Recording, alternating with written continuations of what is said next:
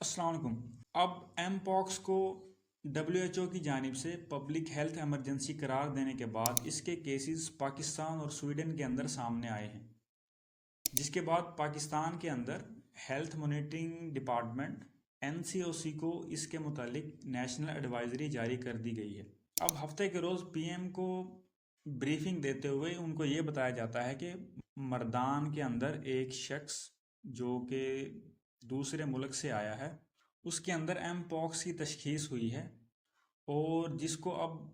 Quarantine कर दिया गया है मर्दान के ज़िला के अंदर। और नो डाउट इसके केसेस पाकिस्तान में आने के बाद पाकिस्तान अब हाई अलर्ट हो गया है इस बीमारी के मुतालिक।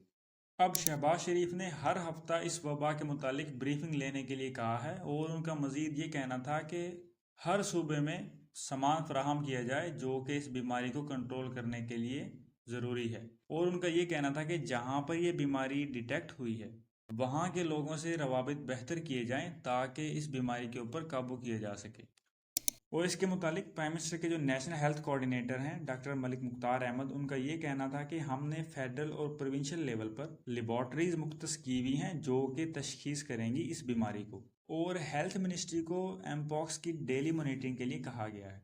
तो अब अगर हम बात करें एमपॉक्स है क्या और ये कैसे फैलता है, तो एमपॉक्स या मंकी पॉक्स ये पहले जानवरों के अंदर पाई जाती थी जो कि अब इंसानों के अंदर मुंतकिल हो गई है। ये अफ्रीका के अंदर ज़्यादा पाई जाती थी और इसके जो ज़्यादा केसेस हैं वो कॉन्गो के अंदर रिपोर्ट किए गए हैं और वहीं पर जो सबसे ज़्यादा डेथ जो इस वायरस की वजह से हुई हैं 450 वो वहीं पर हुई हैं। इसके दो वेरिएंट हैं, क्लेड 1 और क्लेड 2।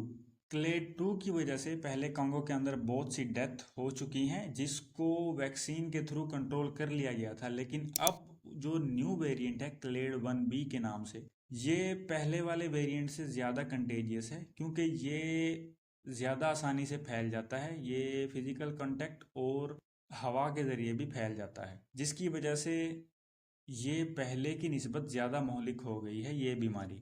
तो अब अगर हम इसके सिम्टम्स की बात करें तो शुरू में बुखार होता है, जिस्म के अंदर दर्द होगा और वॉमिटिंग की कैफियत होती है। उसके बाद फिर जिस्म पर दाने निकल आते हैं जो कि शुरू में तो रेड होंगे, लेकिन उनके बाद उनके अंदर खारिश होती है जो कि फिर वो पेल हो जाते हैं और जिनसे रतूबत बहती है और फिर वो ज़ख्म बन जाते हैं जो कि फिर बाद में एक शख्स से दूसरे शख्स तक ये बीमारी ट्रांसफ़र होती है। और नो डाउट ये इतनी डेडली नहीं है क्योंकि अगर हम इसके केसेस की बात करें तो टोटल 99,000 केसेस के अंदर 200 डेथ्स हुई हैं, यानी जो कि ये शो करता है कि ये इतनी डेंजरस डिजीज़ नहीं है और इसीलिए हम एहतियाती तदाबीर अपनाकर इस बीमारी से बच सकते हैं।